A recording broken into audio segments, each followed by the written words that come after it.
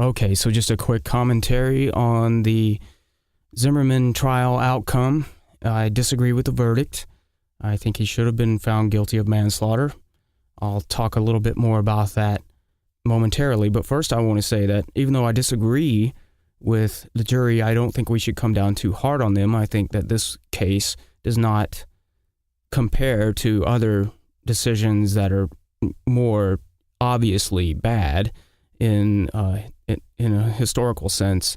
If we look at, if people want to compare it to O.J. Simpson and stuff like that, this case is completely different.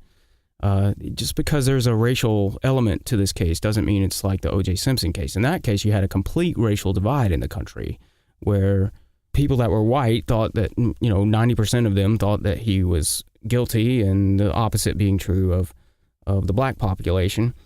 That was a completely different situation. What we have here is a divide among conservatives and liberals, by and large, on whether Zimmerman is guilty or not. And some of the conservatives even say he shouldn't have been charged at all. All that is interesting in and of itself. But, this is, I do think, an ambiguous case. I don't think it's exactly clear-cut enough for me to go, well, that jury's just crazy. They shouldn't have. I do think they made the wrong decision. I think it makes, I think it sends a bad message. I think we're basically in this, or at least in Florida, we're telling people, okay, well, you can have a gun and you can walk around with a gun. You can follow people with the gun. You can get into an altercation as a result of that provocative move. And let's face it, that is a provocative move. I hope we can all agree that following someone is a provocative move. If you're some strange guy's following me around, we're going to have a problem. So you can do that. You can get in an altercation with the person as a result. And if you start losing the fight, as it were, you can just gun them down dead with intent to kill.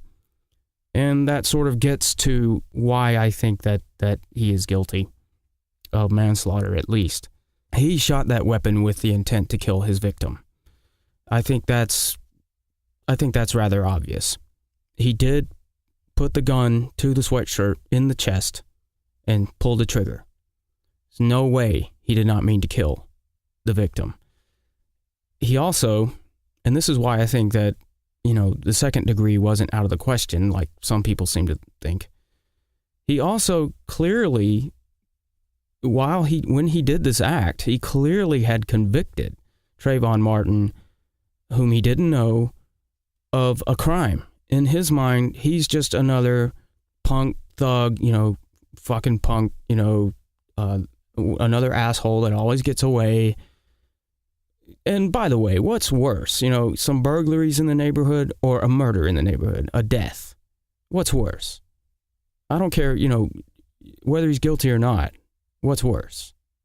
An innocent kid dying needlessly or some burglaries? I mean, come on. So I do think that he followed him down there, got into an altercation, started to lose the altercation, and as a result, he felt that he could pull out his weapon and shoot to kill.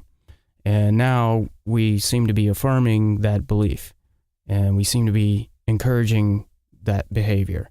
I think he behaved recklessly, and that is not to be encouraged in my mind, and that seems to be what the state of Florida is doing. So in that sense, I think it's the wrong decision. But I also think it's wrong on the evidence. And another reason why I think he's guilty of the many, and I don't want to just go on and on and on about it, but he lied and lied and lied. He just kept lying. And some of his lies are extremely obvious. Like, there's no way the whole thing went down the way he said it did. It's just not possible. Not from a time perspective, and not from the perspective of the witness testimony, and not from the perspective of the physical evidence. He says that he was knocked to the ground at the tee, yet the body is 40 feet away from that. He also says that his head was being banged on the he contradicts himself. He said that his head was being banged on the concrete, and then he said he got away from the concrete, but yet his head was still being banged on it somehow. And we can see that his physical injuries did not meet the level of being hit on the concrete over and over and over 25 times. I mean, that's just ridiculous. There's just no way. And I'm going to say something that I said and I haven't talked about this, but I did a video earlier.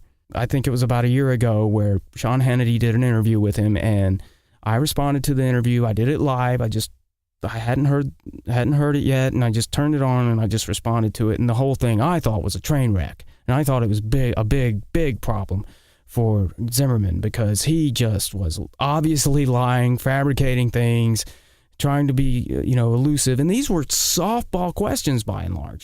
This was Sean Hannity. He was not really pressing him all that hard. And he just totally botched it.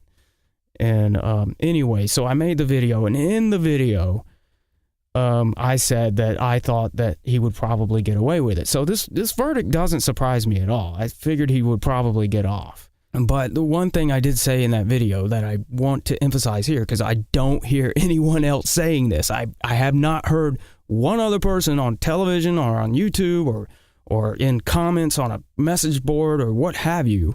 I have not heard one person bring this up. Zimmerman is claiming that he's just being beaten to death. And, he was just in fear of his life.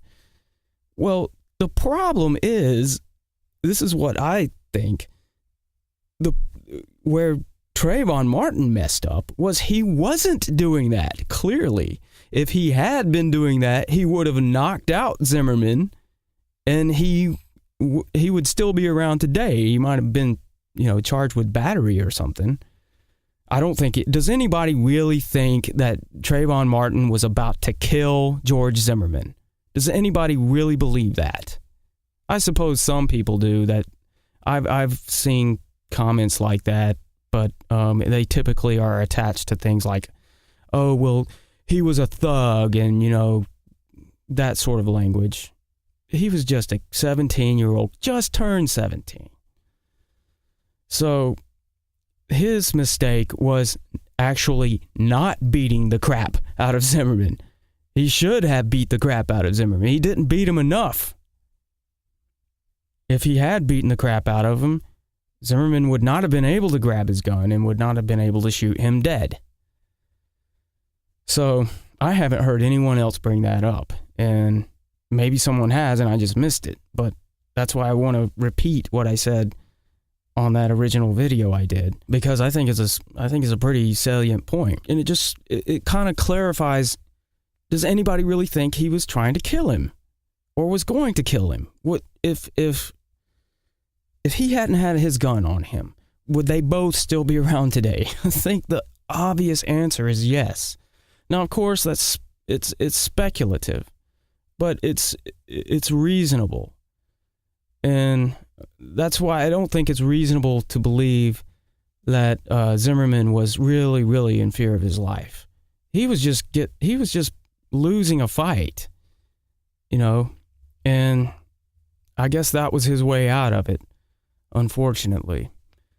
So you also had, in addition to him lying and exaggerating and all that, there were other things, but there's 4 minutes in there where Rachel Gentile's call ends, and then you have the shot being fired.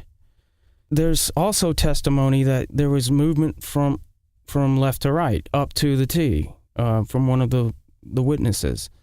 And Serdica says she heard arguing at least 2 minutes before she looked out the window and saw them at the T.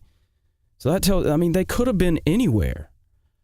And we don't know what happened, of course, but to me, his story is obviously a fabrication in large part.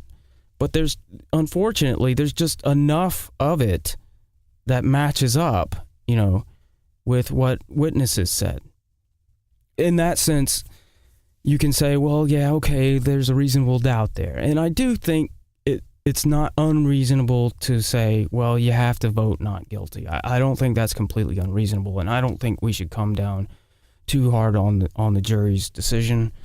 even though I disagree with it. But I'm going to wrap things up here, and I'm just going to say that this is definitely, obviously, this is cliche to say, but it's a tragedy, and I don't want to go further with any more cliches like we should learn from it and do all that. I just accept the fact that sometimes people get away with things that they should not get away with, and that's unfortunately the world that we live in. Okay, thanks.